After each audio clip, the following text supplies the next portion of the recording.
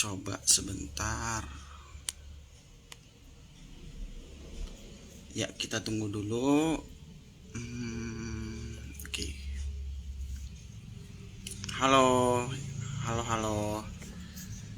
Hari ini kita bahas mengenai IHSG dan juga beberapa pilihan saham yang menarik ya. Jadi kita tunggu dulu ya yang lain join. Ya, kita tunggu yang lain join dulu. Ada di sini sebelumnya IHSG lumayan naik ya, tapi tetap ya. Untuk marketnya Januari ini memang cukup berat ya teman-teman ya, karena memang dalam fasenya sideways. Jadi wajar-wajar aja kalau teman-teman merasa bulan ini lumayan berat ya. Nih kebanyakan. Halo Pak Dika. Halo. Oke, hari ini kita bahas saham-saham yang menarik aja ya, sama bahas ISG ya. Sama nanti kalau ada yang request mengenai saham, boleh di request langsung, nanti aku bakalan coba bahas gitu ya. Sebentar, kita tunggu yang lain dulu supaya bisa bergabung ya.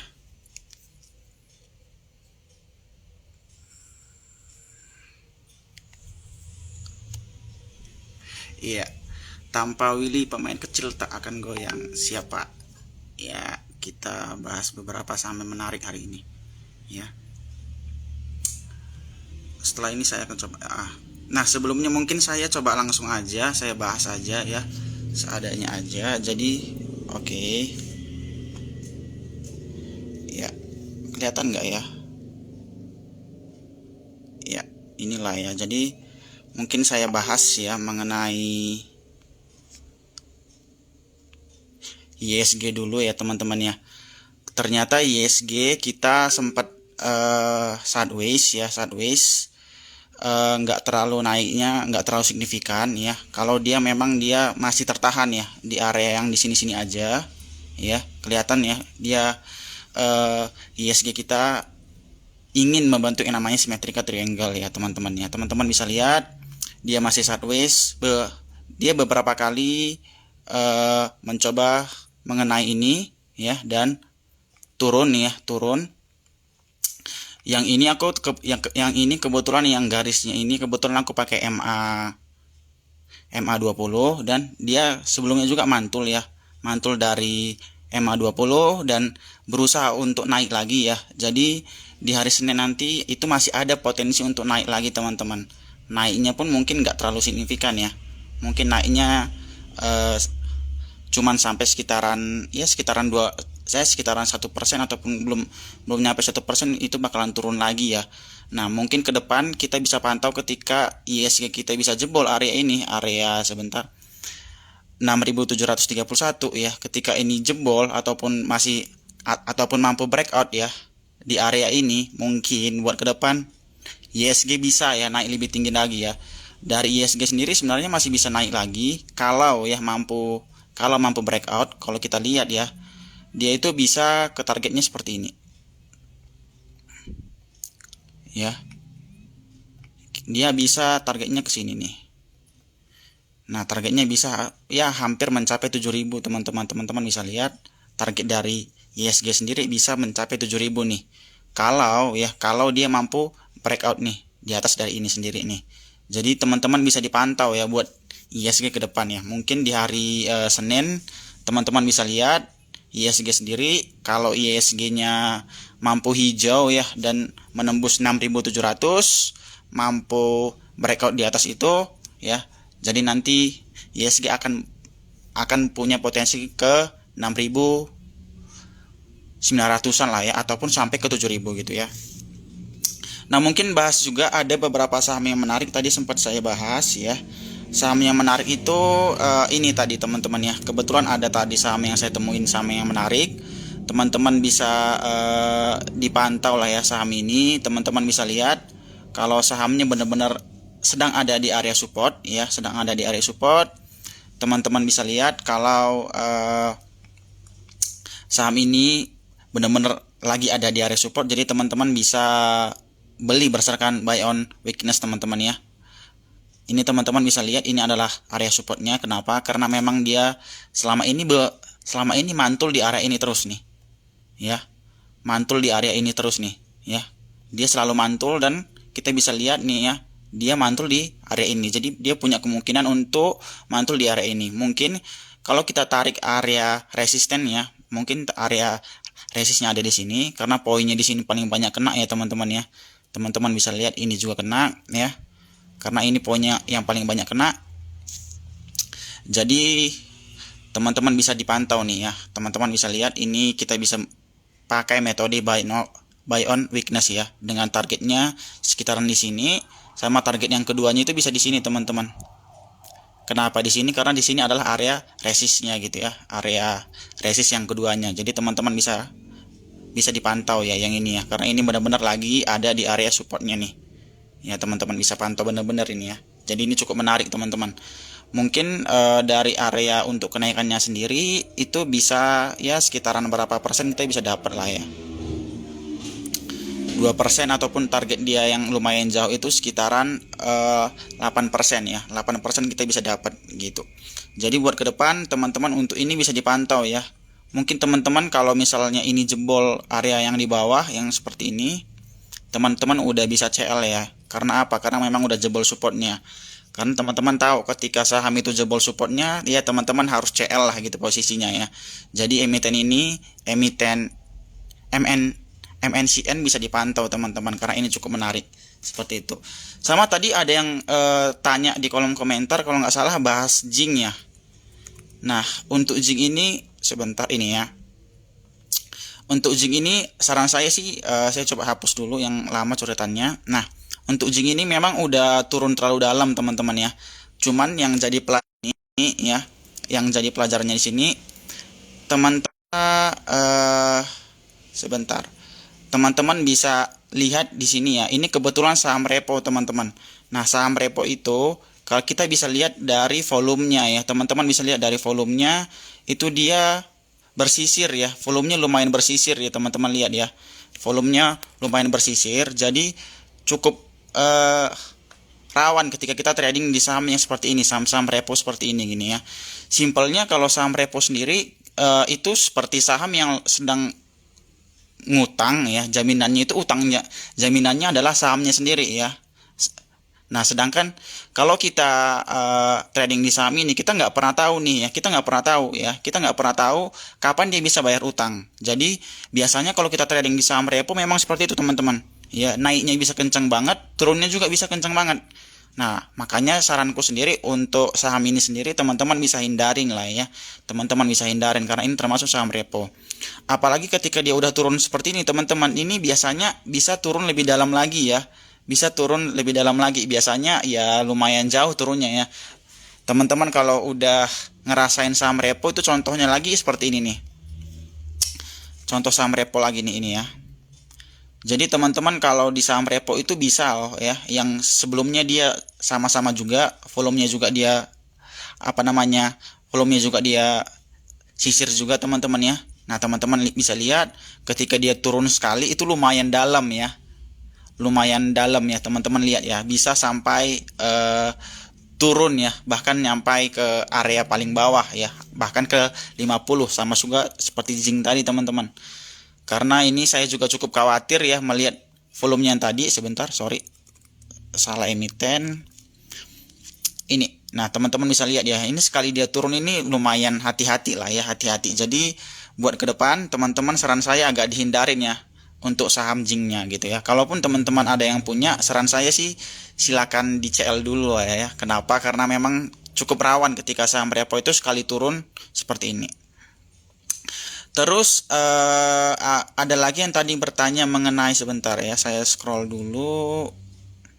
Ya, tadi ada yang bertanya mengenai ESIP ya. Ada yang bertanya mengenai ESIP. Aku coba cari dulu ya mengenai ESIP sendiri ini ya. Jadi inilah sahamnya ESIP teman-teman ya. Nah sebelumnya ini termasuk saham yang aku rekomendasiin juga ya. Sebenarnya bukan rekomendasiin ya, mungkin cuman sekedar infoin ke teman-teman kalau saham ini sebenarnya cukup menarik ya. Ada beberapa faktor yang kita bisa lihat dari saham ini sendiri gitu ya. Nah, yang pertama ternyata sahamnya ini dia mau raise issue teman-teman. Nah, raise issue-nya sendiri digunakan untuk menambah modalnya sendiri, dan juga sahamnya ini ternyata pengen dapat atau ya akan disuntik dana tuh, atau akan disuntik modal sekitaran 128 miliar gitu ya. Kalau kita lihat dari chart teman-teman ya, teman-teman mungkin yang udah belajar pattern ya, teman-teman pasti tahu ini ya. Ini jenis pattern apa ya? Symmetrical triangle. Teman-teman tinggal tarik aja targetnya. Untuk target yang pertamanya seperti ini teman-teman. Nah, seperti ini. Jadi ya bisalah sekitaran 181 ya. Kalau kita tarik dari harga sekarang itu lumayan cuan lah ya kalau kita ambil ya. Jadi kemungkinan bisa ke 180 gitu ya kalau teman-teman ya. Nah, aku sendiri untuk ASIP sendiri ini cukup menarik ya. Ini juga aku kasih info supaya ini dibeli ya gitu ya. Cuman ini tetap teman-teman, ini hanya sebagai referensi saja ya. Ini bisa dibeli dengan batas cut loss-nya, misalnya teman-teman mau beli ya. Sekitaran di sini nih, ketika masih tertahan di atas 120, teman-teman bisa tahan gitu ya. Batas cut loss-nya sebentar, yang ini nih. Berarti ya sekitaran 4% ya. Tapi teman-teman bisa dapat tingkat profitnya itu sekitaran 30-50% ya. Lumayan lah ya, lumayan. Karena memang dari segi teknikal juga ASIP ini cukup menarik ya. Dari segi volume juga dia menarik banget ya. Volumenya makin mengecil ya. Volumenya makin mengecil, terus dari segi news, dari segi teknikal cukup menarik teman-teman. Nah, dari segi prospek bisnisnya juga bisa dibilang cukup oke ya. Jadi buat teman-teman bisalah ya dibeli, bisalah ya dianalisa kembali lah untuk ASIP-nya sendiri gitu ya. Jadi ASIP bisa teman-teman lirik gitu ya buat ke depan. Sama MSKY ya, sobat saya bahas MSKY dari Budiawan ya, Pak Budiawan ya. Oke, MSKY ini sebenarnya lumayan ngeri ya Pak ya. Kemarin dia sempat kemarin seperti ini case-nya ya.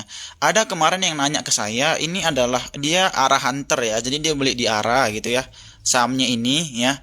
Saya bilang beli di ARA ada rumusnya loh. Maksudnya ada caranya loh beli di ARA. Kenapa? Kan sering banget tuh ketika misalnya kalian beli di ARA nih.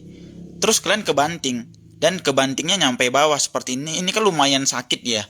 Jadi teman-teman kalau mau beli di saham ARA itu memang harus teman-teman ada ilmunya lagi gitu ya. Nggak cuman beli di saham ARA gitu ya. Nggak cuman beli ketika menjelang ARA teman-teman beli, nggak gitu juga teman-teman. Kenapa? Karena bisa aja biasanya itu ketika dia di ARA itu cuman jebakan doang ya. Biasanya besoknya dikunci ya. Makanya teman-teman kalau memang maunya itu ARA Hunter ataupun tipikalnya mau beli di ARA terus gitu ya, teman-teman harus sering-sering cek Danha dan juga cek broksumnya gitu ya. Jangan sampai bandarnya yang ngeangkat ini udah distribusi. Kenapa? Kalau dia udah distribusi ya pasti dia bakalan bawa ke harga semula dia akumulasi ya. Teman-teman kalau nyangkut di sini lumayan ya. Nah, di sini aku rasa udah ada tekanan ya. Udah ada tekanan beli di sini ya. Ada yang pengen bangkitin gitu ya. Nah, tapi posisinya mungkin karena ini kembali ke harga semula, aku rasa sih di sini nanti bakalan stabil ya. Tapi ini bakalan sideways aja ya. Karena biasanya ketika saham itu naik tinggi seperti ini ya, jadi dia butuh fase untuk sideways lagi ya. Jadi buat teman-teman untuk MSKY mungkin aku kasih pilihan ya. Mungkin yang teman-teman yang nyangkut di sini aku kasih pilihan ya. Mau nunggu 6 bulan ataupun 3 bulan dulu nggak ya? Atau mau CL sekarang ya. Tapi kalau saran saya sih CL aja karena ini memang cukup lama ya. Misalnya teman-teman kalau nyangkutnya di atas ini cukup lama supaya bisa kembali ke atas. Ya, jadi teman-teman harus tahu nih ketika saham itu udah naik tinggi terus dia dibanting dalam ke bawah gitu ya. Itu nggak bisa cuma dalam waktu sebulan, 2 bulan gitu ya. Biasanya 3 bulan ke atas tuh baru bisa kembali lagi ke atas. Ya, ataupun sideways lah ya. Dia sideways ke area sini dulu nih paling nanti. Jadi yang namanya juga ketika dia udah naik ya, ketika dia naik pun pasti kan ada namanya fase diakumulasi ya. Nah, ketika udah diturunin ya pasti ketika dia pengen naikin lagi ya minimal dia harus akumulasi lagi. Dan itu biasanya memang memakan waktu yang cukup lama, teman-teman. Terus dari rumah Madrista ya tadi nanya BGTG sama BVIC ya. Kita coba lihat BGTG. Nah, untuk Bank Mini sebenarnya cukup menarik, teman-teman ya. Untuk Bank Mini masih menarik ya kalau aku lihat ya. Kemarin aku sempat baca kalau BGTG ini sempat ya pengen dia menambah modal, teman-teman. Karena Bank Mini sendiri ada peraturannya, modal minimum itu adalah 3 triliun ya, 3 triliun ya, ataupun market cap-nya minimal 3 triliun tuh. Nah, mungkin ke depan mungkin dia bakal berusaha untuk tambah modal supaya mereka bisa survive di saham ya. Supaya mereka itu bisa dibilang bisa buat ke depan masih bisa ada di bursa gitu ya. Nah, ke depan kalau menurut aku untuk BGTG sendiri tetap ya teman-teman ya. Ketika dia udah sempat turun beruntun kayak gini nih ya, ini nggak gampang dia supaya bisa kembali ke atas. Minimal dia harus sideways dulu nih. Sekitaran 2 minggu, 3 minggu dia sideways baru bisa rally lagi ke atas. Jadi buat teman-teman yang punya ini saran saya sih diperhitungkan ya masalah waktunya ya, mendingan di CL ataupun di hold ya. Nah, di sini adalah area resistnya. Nah teman-teman mendingan di CL atau di hold ya. Nah, saran saya sih mendingan di CL dulu ya. Karena memang ada beberapa saham yang lebih prospek lagi. Jadi teman-teman bisa pilih yang lain lagi nih. Ya, jadi saranku untuk BGTG teman-teman bisa CL dulu lah ya karena memang baru turun banget nih segini nih gitu ya. Tapi buat teman-teman yang masih mau pegang ya, saran saya selama di atas 200 dipegang aja gitu ya. Masih ada potensi naik kok. Tapi ke depan menurut saya ini bakal sideways dulu nih, baru bisa terbang ke atas. Seperti itu poinnya teman-teman. Jadi untuk yang nyangkut di BGTG silakan dipilih CL ataupun nunggu ya sekitaran sebulan ataupun 2 bulan ke depan. Itu bakalan belum naik lagi gitu. Sama tadi sempat BVIC ya. Oke. Ya. Ya, nah seperti ini juga sama teman-teman ya. Ini kalau teman-teman lihat yang menariknya ya dari BVIC sendiri saya coba hapus. Sebelumnya dia sempat uptrend ya. Ini kan kelihatan uptrend ya. Uptrend dibarengin dengan volume. Teman-teman lihat ya, ada volume gede nih di sini. Udah dibarengin ya. Terus dia sempat turun, teman-teman lihat di sini adalah area supportnya. Kenapa sini supportnya? Karena posisinya yang paling banyak kena ya. Sebelumnya juga dia terpantul di sini, ini juga dia terpantul lagi di sini ya. Buat besok ya, mungkin buat besok aja ya, buat besok teman-teman, aku rasa untuk BVIC ini cukup menarik ya, karena kita lihat volumenya di sini lumayan kecil ya. Ketika volumenya di sini mengecil, biasanya besoknya bakalan naik nih. Jadi mungkin kalau mau CL sih saran saya ketika dia naik sekali ya, mungkin naiknya ini besok ya, teman-teman bisa dipantau aja ya. Dipantau apakah dia naik atau enggak besok. Tapi menurut saya ini besok naik gitu ya. Jadi teman-teman bisa dipantau untuk ininya sendiri. Jadi buat ke depan teman-teman ketika melihat low volume yang seperti ini cukup menarik teman-teman. Karena ada potensi untuk besoknya digoreng gitu ya. Selama dia masih low volume ya. Apalagi dia tertahan di area support nih. Ini cukup menarik ya. Untuk proyeksinya ke depan mungkin dia bakalan sideways dulu ya. Kenapa? Karena ini tadi teman-teman, ketika dia turun seperti ini, teman-teman harus tahu dulu nih, ketika ada saham downtrend seperti ini, dia nggak bisa langsung ke atas bleng gini, nggak bisa. Tapi apa? Dia wajib sideways dulu nih ya, mungkin sekitaran sebulan gitu ya, sebulan dua bulan baru bisa naik lagi ya. Namanya juga dia harus ngumpulin barang lagi baru bisa naik lagi.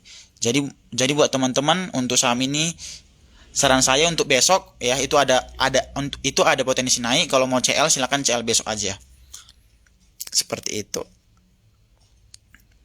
MNCN memang bitnya kuat Pak, jadi MNCN memang cukup menarik ya, karena memang tadi kita lihat dia di area support Pak. Nah teman-teman mungkin yang suka metode buy on weakness bisa nih dipilih saham ini nih. Ini cukup menarik nih ya. Silakan dicek aja nantinya gitu. Oke, untuk saham Antam ya, dari Mia dia nanya mengenai Antam. Sebenarnya untuk Antam sendiri teman-teman Aku saranin sih CL ya, karena kemarin ada beberapa yang request sahamnya ini, ada beberapa orang yang request sahamnya ini. Aku bilang kalau sahamnya ini teman-teman udah wajib CL. Kenapa? Karena ini adalah area supportnya nih ya. Ini adalah area supportnya. Teman-teman bisa lihat nih ya. Dia jebol area supportnya dibarengin dengan volume nih. Apalagi ada volume gede nih di sini nih ya. Dia jebol support dibarengin volume. Nah makanya kemarin aku kasih tahu nih, target penurunannya masih ada loh. Nah ya, sampai berapa persen lagi kemarin ya aku kasih tahu ya. Targetnya itu sampai ke 1800 untuk penurunannya sendiri nih. Sampai 1800 ya untuk target dari penurunannya sendiri. Jadi buat teman-teman untuk ini saranku sih ya, untuk Antam sendiri saranku sih di CL ya. Di CL ya. Kenapa? Karena kalau dia udah jebol support kayak gini, ini bakalan butuh waktu sekitaran 6 bulan ke atas ya supaya bisa kembali lagi ke atas. Jadi saranku sih di CL aja ya. Ini anggaplah kita sial lah ya gitu ya. Ini saranku sih di CL aja ya. Memang untuk jangka panjangnya masih oke, tapi itu yang di atas 6 bulan ke atas ya. Mungkin teman-teman yang pengen nunggu sih juga silakan ya. Tapi kalau dari aku sendiri sih aku saranin CL aja, karena dari target penurunannya seperti ini teman-teman. Ya, aku tinggal copy yang ini, aku tarik ke bawah. Masih ada target penurunannya sekitaran berapa persen lagi nih? Sekitaran 7% lagi ya. Sekitaran 8% lagi ya. Jadi buat teman-teman silakan di CL ya yang punya Antam ya, saran saya ya. Saran saya dia silakan di CL teman-teman. Karena memang sudah jebol support, jadi teman-teman bisa rawan ya ketika masih tahan sahamnya seperti itu. Oke, sebentar. Nah, kita bahas yang lain. Ada BRIS juga. Mungkin BRIS ini juga kita udah harus CL juga teman-teman ya. Kenapa? Karena memang sama, ketika saham itu jebol supportnya, teman-teman udah benar-benar harus CL gitu ya. Nah, ini benar-benar dia ketika dia jebol supportnya, ini teman-teman lihat nih ya. Ketika dia jebol supportnya ini udah dibarengin bareng volume nih. Jadi ini rawan ya. Ini rawan teman-teman. Jadi ada potensinya turun lebih dalam lagi ya. Buat teman-teman yang pegang sahamnya ini, sahamnya BRIS ya, saran saya sih di CL ya teman-teman ya. Teman-teman bisa lihat nih.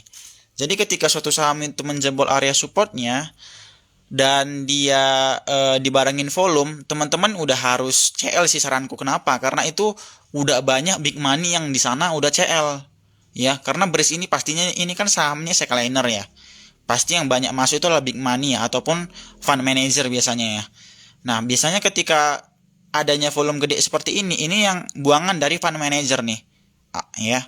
Nah, ketika kayak gini biasanya turunnya lebih dalam lagi. Jadi saranku ketika kalian punya BRIS, silakan di CL aja langsung. Saham yang bagus untuk diinvest gitu ya. Nah, sejauh ini saham yang bagus diinvest itu menurut saya itu ada ini nih. Ada BBNI nih ya. Kenapa? Karena teman-teman bisa lihat nih ya. Dia sempat ngebentuk yang namanya pattern juga ya. Bisa lihat di sini ya, dia sempat ngebentuk pattern juga. Dia pengen ngebentuk falling wedge juga nih ya. Yang arahnya ke bawah ya, teman-teman bisa tarik ya, tarik targetnya kalau misalnya masuk sekarang ya. Sebenarnya targetnya dapat dari sini sebentar. Targetnya dapat dari sini, yang ini saya tarik yang ini ya ke atas ya sebentar. Nah, ini. Nah, seperti ini saya dapat targetnya dari situ ya. Nah, saya coba hapus aja. Nah, untuk ke depan untuk BBNI sendiri sih dari sisi teknikal cukup menarik. Dia juga pengen ngebentuk yang namanya flag ya. Teman-teman lihat ini ada flag. Jadi ke depan memang cukup menarik ya untuk sahamnya BBNI sendiri nih. Nah, seperti ini nih. Ya, jadi dari targetnya sendiri kalau mau investasi di saham ini, karena ini saham blue chip kan cukup aman ya. Nah, biar itu punya tingkat untuk targetnya bisa mencapai 9.000 ya. Dan tingkat keuntungannya bisa sekitaran 30% ya. Kalau mau CL sih saranku ketika dia ke 6.700 ya, ketika dia turun ke 6.700 teman-teman bisa CL ya. Jadi teman-teman ini juga cukup menarik ya. Ini sebagai referensi aja ya buat ke depan ya. Silakan teman-teman analisa lagi. Gitu. Aku coba aku coba lihat lagi analisa saham Toys ya. Aku lihat lagi analisa saham Toys ya. Untuk saham Toy sendiri sih, menurut aku sih ya, sebentar aku coba hapus dulu coretan yang lama. Oke. Untuk saham Toy sendiri, teman-teman sebenarnya lihat ini dia di sini area supportnya ya. Nah, di sini dia sempat turun. Seharusnya ketika dia turun ini bagus, jelek. Ini karena memang dia turun terus volumenya kecil ini, jadi ada potensi buat ke depan loh ya. Jadi buat ke depan ini saranku sih jangan sampai luput dari apa namanya pantauan ya. Kenapa? Karena ketika dia turun volumenya masih kecil-kecil banget nih. Ya teman-teman lihat nih ya, dia turun tapi volumenya kecil-kecil banget nih. Nah ini biasanya tinggal nunggu aja digoreng nih ya. Mungkin teman-teman yang nyangkut aku rasa masih ada kesempatan digoreng lagi sekali lagi nih ya. Jadi buat teman-teman silakan dipantau aja ya. Mungkin tinggal beberapa hari lagi ini bakalan digoreng ya. Melihat dari volumenya teman-teman ya. Tinggal nunggu bandar lagi masuk dan goreng saham ini gitu ya.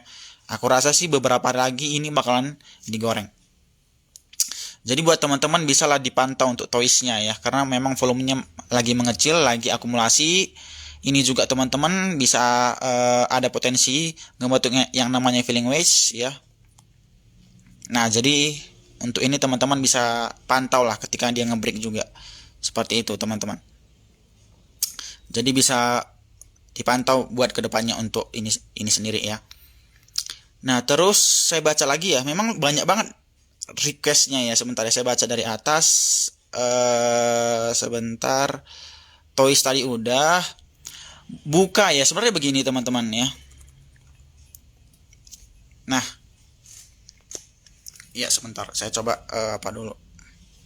Nah, kalau untuk Bukalapak ya, kalau untuk Bukalapak sendiri ya ternyata kita tahu ya kalau Bukalapak sendiri kemarin dia sempat beli sahamnya Raisunya BBHI ya. Kalau teman-teman jeli ya, lihat aja ya, ternyata dia beli di harga 400 tuh. Sekarang harga BBHI udah sekitaran 7.000 lah ya, 7.000 lah. Karena sekarang kan lagi turun ya. Sekitaran 6.000 nih ya. Kalau dari 400 ke 6.000 berarti dia udah untung lumayan ya. 400 6.000 berarti dia udah untung 10 kali ya. 10 kali ya. Nah, kemarin itu saya baca newsnya dia taruh dia invest di BBHI itu sekitaran 2 triliun. Kalau dia belinya di harga 400, sekarang di harga 6.000 teman-teman ya. Sekarang di harga 6.000 ya. Sekarang di harga 6.000, berarti dia itu udah untung sekitaran 12 kalinya ya. Nah, dari itu sendiri kita bisa melihat ternyata ada peluang ya. Ternyata dari Bukalapak sendiri dia ada peluang untuk dia pullback ke atas. Karena apa? Karena dia sempat ngambil peluang dari BBHI ya. Jadi aku rasa dari labanya dari Bukalapak sendiri untuk tahun ini bakalan positif.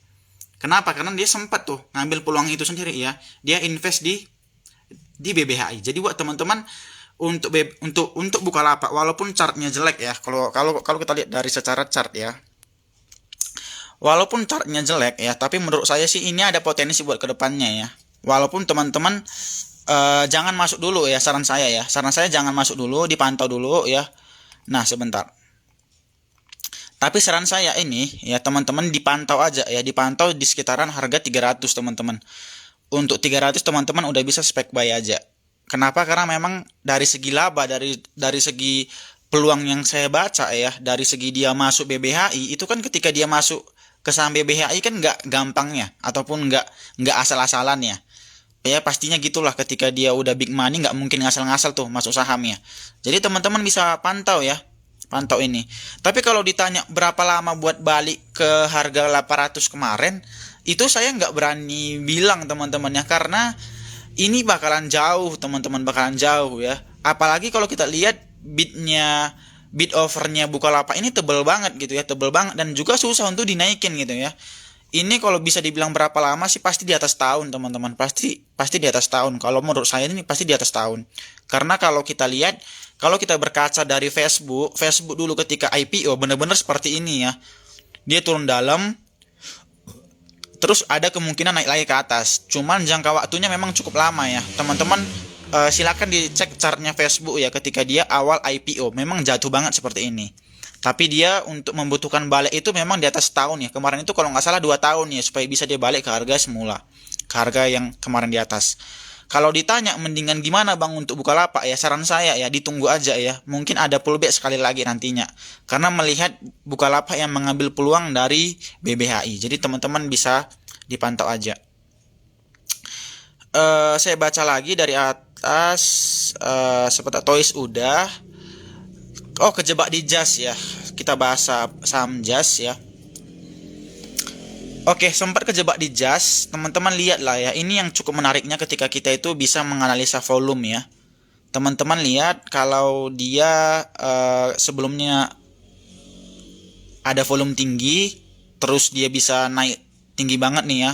Nah, terus dia sempat sideways. Teman-teman lihat nih, ketika dia sideways ini di area mana nih? Kalau kita cek ya.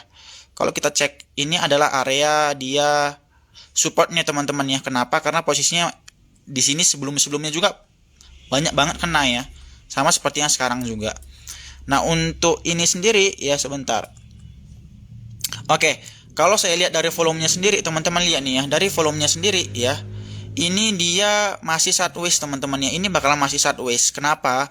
Karena seharusnya untuk besok pun dia masih ada potensi sideways. Lihat aja dari volumenya juga dia masih mengecil. Ini jadi teman-teman kalau mau CL, saran saya sih ditunggu dulu aja, karena ini ada potensi sideways. Kemungkinan ada potensi untuk dibandarin lagi nanti sama bandarnya teman-teman. Nah, seperti ini nih. Jadi nanti kalau teman-teman ini ada potensi ke atas lagi nih ya, sekitaran berapa nih?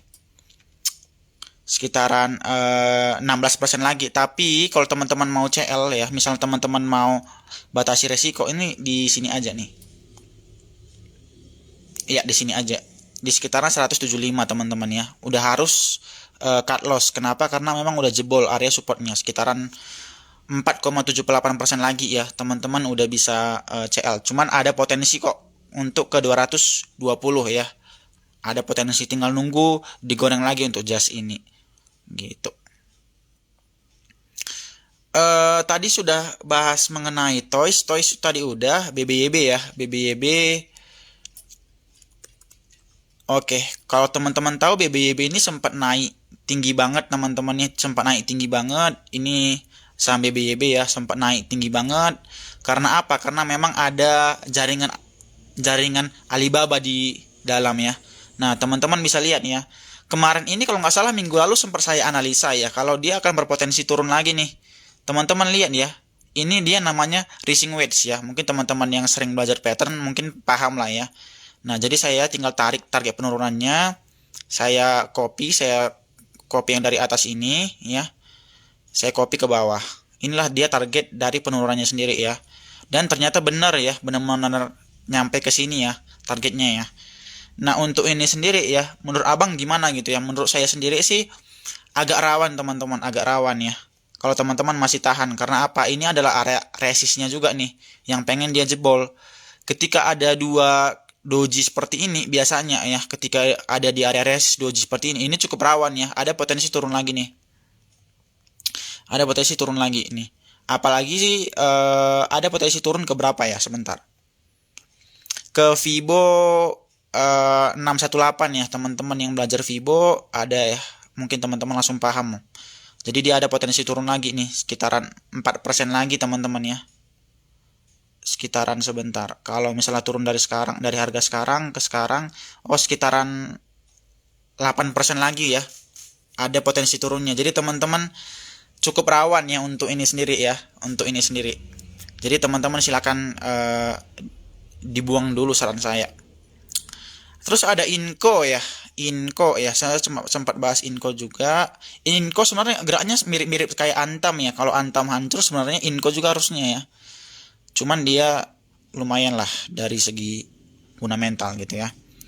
Ini dia sahamnya Inco ya, teman-teman bisa lihat chartnya seperti ini. Teman-teman cek ya, ternyata dia mantul dari area support ya, ini supportnya ya, ini dia mantul dari area support, terus dia menjebol. Ini saya pakai MA20 ya, menjebol MA20 dibarengin volume. Saya rasa sih ya, untuk Inco sendiri ada potensi ke area resistnya ya teman-teman ya. Ini adalah area resist dari Inco-nya ya. Jadi buat ke depan menurut saya Inco sendiri ada potensi ke atas nih, ke sini, dan resist kedua adalah di sini nih. Nah, jadi sekitaran sini lah ya potensi dari Inco-nya sendiri. Jadi teman-teman kalau punya ini sih saran saya masih bisa ditahan lah ya, masih bisa ditahan. Karena masih cukup menarik ya, masih cukup menarik untuk Inco sendiri ya. Seperti ini teman-teman. Karena dia kebetulan menjebol MA20 dibarengin volume ya. Biasanya ketika jebol MA20 dibarengin volume itu potensinya ke area resist. Jadi dia ada potensi ke sekitaran 5000 gitu. Bisa dipantau. Terus Digi ya dari Pak Marsyadit ya. M Rasid ya, M Rasid. Terus Digi ya. Sebentar saya coba cari dulu Digi.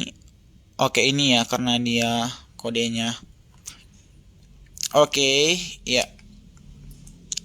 Oke, Digi ini lumayan dalam ya untuk penurunannya ya. Coba dilihat ya, lumayan dalam ya untuk dia turunnya ya. Sekarang juga dia turun banget gitu ya. Kalau kita lihat dari dari kita coba zoom langsung untuk Digi posisinya seperti ini. Bapak misalnya ketika punya Digi di harga berapa gitu ya. Kalau Bapak punyanya di harga yang lumayan atas, saran saya sih CL ya. Ini case-nya mirip seperti Kija ya. Dia udah turun banget gitu ya. Tapi dia bakalan susah ke atas ya. Itu dia untuk balik ke atas itu sangat susah ya. Nah, kalau saran saya untuk Digi ini sendiri ini bakalan makan waktu ya untuk bisa kembali ke atas gitu ya. Untuk bisa kembali ke atas. Saran saya sih kalau Bapak punya saham ini ketika udah nyangkut gitu ya, saran saya di CL aja gitu. Tapi kalau saya lihat sih dari chartnya juga kurang menarik ya. Saya rasa sih para bandar yang pengen goreng ini bakalan mikir dua kali ya, karena memang sahamnya nggak terlalu fluktuasi, nggak terlalu kenceng ya naiknya teman-teman ya. Jadi untuk ini sendiri saran saya sih wait and see dulu ya, ataupun yang punya barang silakan di CL dulu ya, karena memang masih kurang menarik ya, masih kurang menarik gitu. Untuk balik ke harga yang kemarin juga ke harga 200-an itu bakalan butuh waktu yang lama ya, bisa setahunan lebih gitu.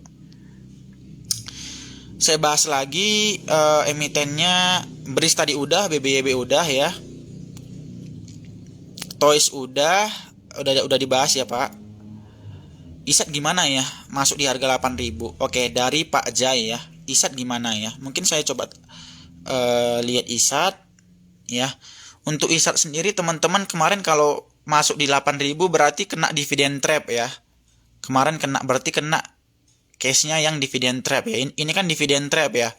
Nah, nanti teman-teman coba dipelajarin lagi ya untuk dividend trap. Yang penting ketika suatu saham itu membagikan dividen di atas 10% ya, biasanya bakalan dijadiin dividend trap. Makanya hati-hati ya. Makanya jangan heran kalau dia bisa turun seperti ini. Nah, untuk prospeknya sendiri gimana Bang gitu ya? Untuk prospeknya sendiri ya.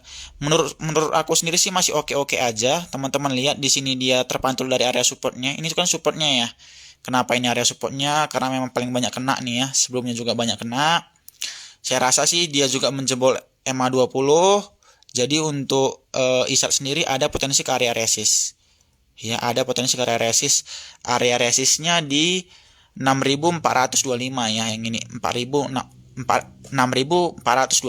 Jadi buat teman-teman yang punya Isat, saran saya sih ditahan. Silakan dia antrikan jual di 6.425. Untuk kembali ke 8.000 lagi gimana Bang gitu ya. Untuk kembali ke 8.000 lagi saya rasa sih bakalan susah ya. Karena memang untuk dividend trap ini untuk Isat sendiri setahu saya dia bagi dividen setahun sekali ya. Nah, saya rasa sih buat teman-teman yang nyangkut saran saya sih di CL aja, karena ketika kena dividen trap itu bakalan lama ya untuk kembali ke harganya semula, itu biasanya lama banget teman-teman. Silakan dibuang dulu nih sekarang ya. Apalagi teman-teman udah tahu nih dia sempat ngebentuk yang namanya racing wedge nih. Teman-teman udah harus CL seharusnya ini ya. Nah ya. Ini harusnya udah CL, jadi teman-teman udah harus CL di saham ini. Gitu. MLPL ya. Kita bahas MLPL.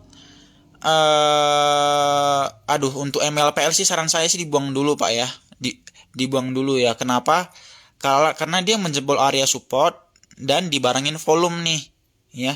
Jadi kalau saham-saham yang menjebol area support dibarengin volume seperti ini, saran saya sih segera di CL ya. Segera di CL karena memang udah nggak menarik lagi ya. Udah nggak menarik lagi ya seperti ini. Apalagi seperti ini. Kayaknya juga di grup juga ketika ada yang konsultasi ke saya suruh CL aja nih.